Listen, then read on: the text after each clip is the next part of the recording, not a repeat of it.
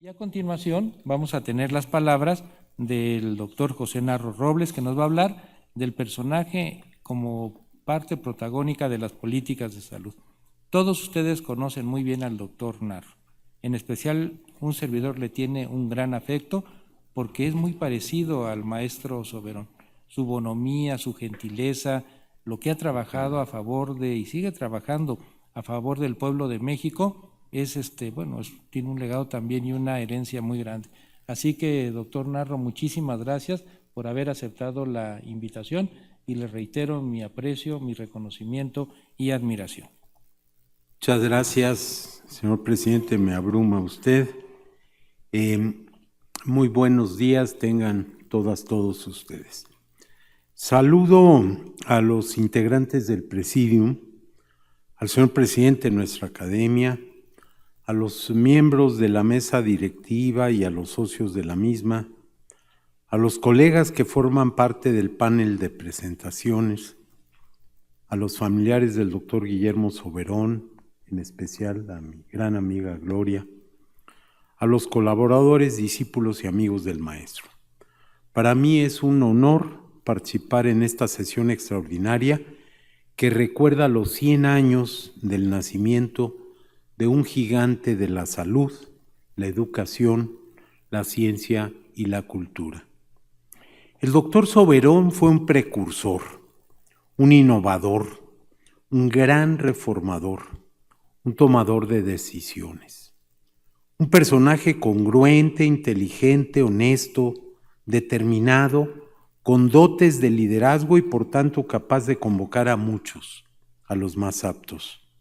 Él fue un realizador, un maestro, un formador que contagiaba entusiasmo, siempre dispuesto a compartir, generoso, serio pero con sentido del humor, trabajador y muy comprometido con lo que pensaba, defensor de lo que creía y lo que hacía. Invariablemente repasaba el pasado para apuntar adelante. Ese fue el doctor Soberón de las políticas de salud. Por eso fue capaz de concebir, plantear y hacer la mayor reforma a la salud en el siglo XX. Las avenidas que pavimentó aún persisten. Inició a los cuantos días de comenzado el sexenio en el que colaboró como secretario de Salud para dar continuidad a los trabajos que encabezó como coordinador de los servicios de salud de la Presidencia de la República. Este aporte, el primero de muchos, dejó huella en el texto constitucional al promover la incorporación del derecho a la salud, que quedó inscrito en el artículo 4 a partir de enero de 1983 y que fue seguido con la sustitución del vetusto Código Sanitario aprobado en 1934 y cuya última reforma era de 1973. Esto sucedió con la elaboración de la nueva Ley General de Salud, aprobada en diciembre de 1983 y vigente a partir del 1 de julio del año siguiente. El ordenamiento, que en su momento fue novedoso, sistemático y visionario, se constituyó en el eje conductor de la gran reforma del sistema y durante casi 35 años en la estructura arquitectónica, médica y legal para el desarrollo del sistema. Después de 35 años, las cosas cambiaron. Por cierto, la ley fue elaborada colectivamente en un proceso ejemplar, conducido personalmente por el secretario Soberón y contó con la participación de varios de quienes aquí estamos presentes. La concurrencia y distribución de tareas entre la Federación y los estados, al igual que la sistematización del articulado, son algunos de los rasgos característicos del ordenamiento. Resulta imposible analizar todas las políticas de salud impulsadas por el doctor Soberón. Por eso, solo mencionaré las más importantes. Lo haré distribuyéndolas en 4 apartados. El primero, con las relativas a la organización.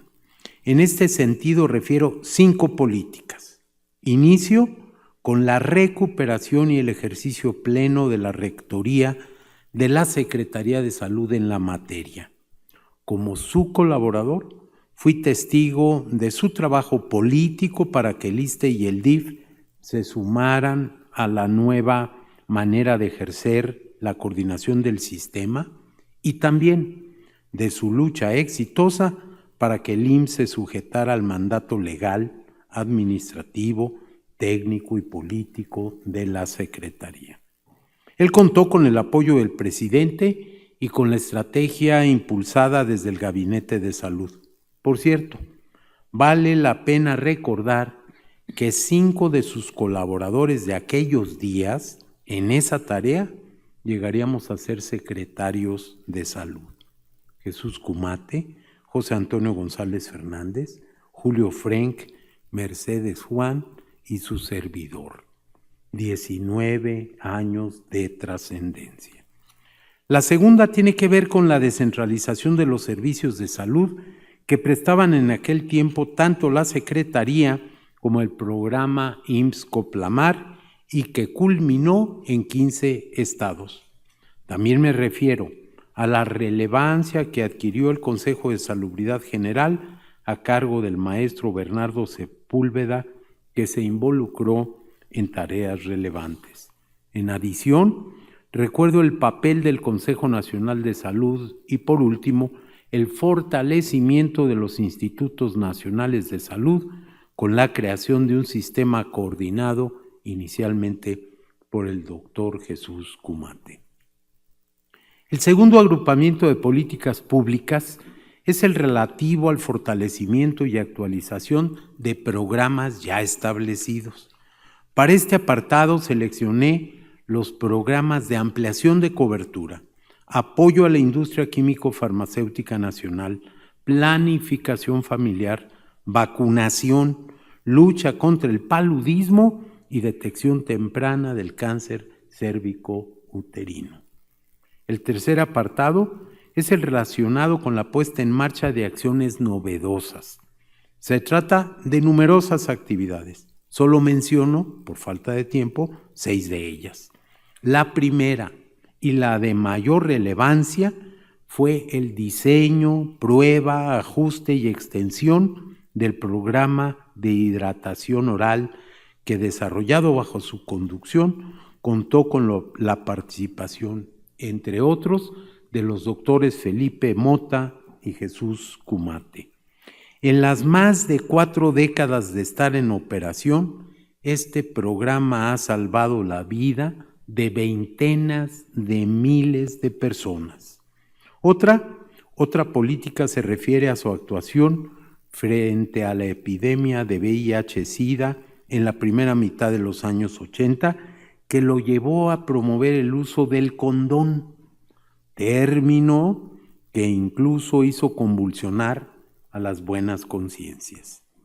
A continuación, incluyo a la regulación sanitaria que se emprendió para mejorar el funcionamiento de los bancos de sangre, principalmente los privados. Esta medida, junto con la prohibición de comerciar con la sangre, contribuyó a frenar el incremento en el número de casos de SIDA. Enseguida, apunto la organización de la Comisión Interinstitucional para la Formación de Recursos Humanos para la Salud, instancia fundamental para la educación médica y el posgrado con más de 40 años de existencia. Por último, incluyo 2 instituciones formadas al amparo del genio de Guillermo Soberón: el Instituto Nacional de Salud Pública en 1987 y 17 años más tarde el Instituto Nacional de Medicina Genómica. En un cuarto apartado me refiero al manejo de crisis. El doctor Soberón había aprobado en la Universidad Nacional estar calificado de esa naturaleza. En la Secretaría de Salud volvió a demostrar su capacidad al ponerse al frente del manejo de la amenaza de desabasto de medicamentos en 1983, al igual que en la atención de las consecuencias de los terremotos de 1985 y del manejo en 1987 de la importación de leche deshidratada adquirida por Conasupo después del accidente nuclear de Chernobyl, y en el proceso contó con el apoyo, participación y trabajo de Jaime Marchelli, aquí presente. Finalizo mi intervención diciendo que fui muy afortunado al tener la oportunidad de colaborar con el doctor Guillermo Soberón, que me formé bajo su dirección y la de otros grandes maestros de la medicina mexicana, que recibí de su parte lecciones fundamentales y oportunidades únicas para mi desarrollo, además de la transmisión permanente de su código ético. Él me permitió ser un amigo y recibir sus consejos. Él fue uno de los que demostraron que se puede ser académico, servidor público e incluso político y desempeñarse con congruencia y dignidad en las responsabilidades. Para el maestro Guillermo Soberón, mi recuerdo sincero, emocionado y agradecido, que solo cabe en lo mejor del espíritu humano. Desde lo más profundo del mío, a él le digo la palabra más pronunciada al reconocer y mostrar gratitud. Gracias. Gracias, maestro Soberón. Gracias por todos sus logros en favor de la sociedad y de nuestro país. ¿Cuánta falta hace usted en los complejos momentos que vivimos?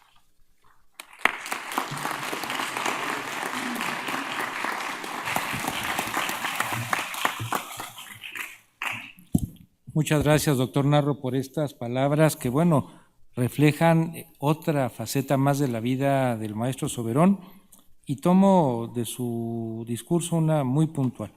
¿Cuánta falta nos hace en estos momentos otro Guillermo Soberón? Momentos de crisis grave para nuestro país en muchos sentidos y en especial en materia de salud. Muchas gracias, doctor Narro.